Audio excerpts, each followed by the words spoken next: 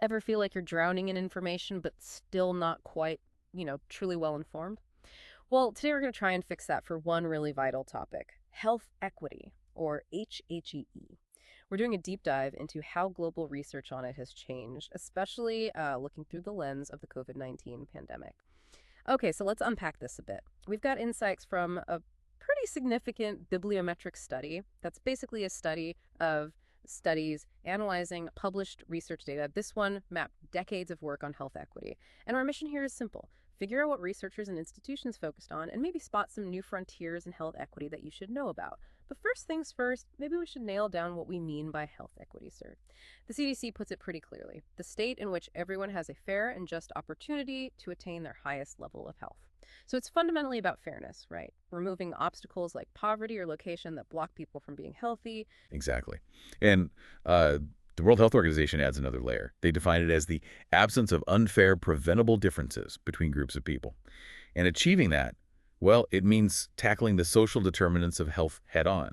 Things like economic stability, education, where you live, your access to care, all those non-medical factors. It's about eliminating the disparities themselves. Right. So this deep dive, it's based on a big study, you said. Thousands of documents. That's right, thousands. Pulled from major databases like Scopus and PubMed, running right up through the end of 2023. And what's really fascinating here is how the researchers divided their analysis. They looked at everything before the COVID-19 pandemic hit and then everything after. Okay, that makes sense. A clear dividing line. A huge one. And they found, perhaps unsurprisingly, a big jump in health equity research overall since it first appeared back in, 1975. But especially in the last 10 years or so. And where is most of this research coming from? Well, developed nations lead in volume, the US, Canada, places like that. But, and this is a crucial point the study highlights, there's this correlation. Take the US, for example. Huge research output, yes, but still grappling with significant racial inequalities in health coverage. So publishing a lot doesn't automatically equal solving the problem on the ground. Precisely. It points to a potential gap between, the academic findings and actual systemic change or policy implementation. It's a real challenge. Okay, so let's talk about that pre-COVID versus post-COVID shift. What was the focus before 2020? Before the pandemic, the research clusters were really around the fundamentals, things like healthcare itself, health economics, race and ethnicity, social determinants of health, and age and gender.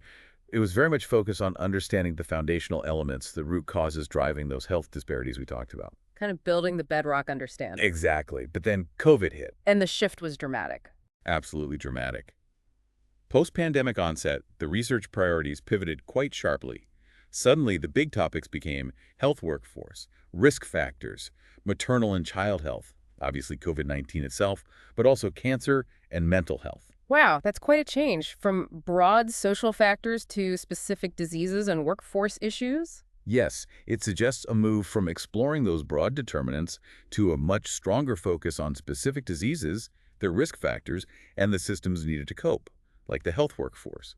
Clearly a direct response to the global health crisis. It feels like a shift from foundational work to more immediate crisis response in research terms. You could definitely see it that way. And that brings us to some really interesting emerging topics highlighted in that post-COVID period. Three big ones stood out: artificial intelligence, racial disparity, and machine learning.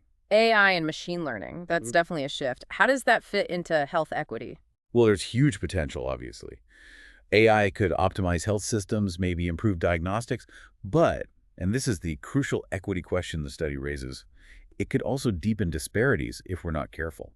Think about biases in the data used to train these models, or equitable access to the technology itself. Right, the risk of amplifying existing biases instead of fixing them. Exactly.